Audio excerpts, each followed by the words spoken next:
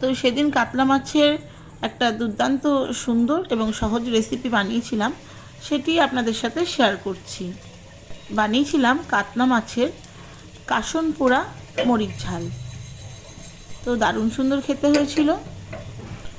তো প্রথমে শুকনো খোলায় 1 চামচ সর্ষে, 1/2 চামচ রাঁধুনি আর একটা শুকনো লঙ্কাকে ভালো করে টেলে নিয়েছিলাম।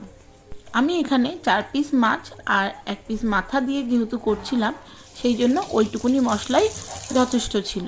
তো খুব ঝাল আমি দিতে পারিনি, কারণ আমার ছোট বাচ্চা রয়েছে, সে খেতে পারবে না।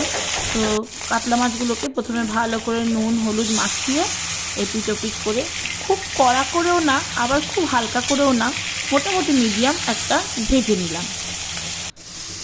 তারপরে টমেটো কেটে নিলাম, আর যেই কড়াইয়ে মাছটা ভেজেছিলাম ওই কড়াইয়ে যেটুকু তেল ছিল তার মধ্যে দিয়ে দিলাম অল্প একটু কালো জিরে, 2টো কাঁচা লঙ্কা আর কেটে রাখা টমেটোটা।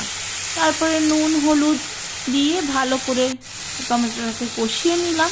টমেটোটা কিন্তু ভালো করে নাড়তে চাড়তে একদম গলিয়ে ফেলতে হবে। আর মাছে দেওয়ার জন্য যে ভাজা মশলাটা করে রেখেছিলাম, ওটা আমি মিক্সিতে একটু জল দিয়ে পেস্ট করে নিয়েছি। আপনারা চাইলে ওটাকে শিলে গুঁড়ো করে শুকনো ঝোলের ওপরে ছড়িয়ে দিতে পারেন।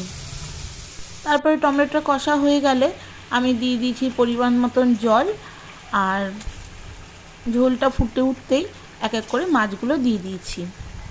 তারপরে মাছগুলো 5 মিনিট ঝোলের সঙ্গে ফুটতে দিয়ে দিয়েছিলাম করে রাখা মশলাটা দিয়ে ভালো করে নাড়িয়ে চাড়িয়ে আরও 5 মিনিট ফুটিয়ে ধনেপাতা ছড়িয়ে নামিয়ে নিয়েছিলাম।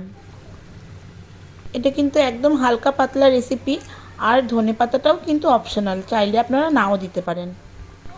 তো খুবই সুস্বাদু হয়েছিল কাতলা মাছের কাসন পোড়া ঝাল।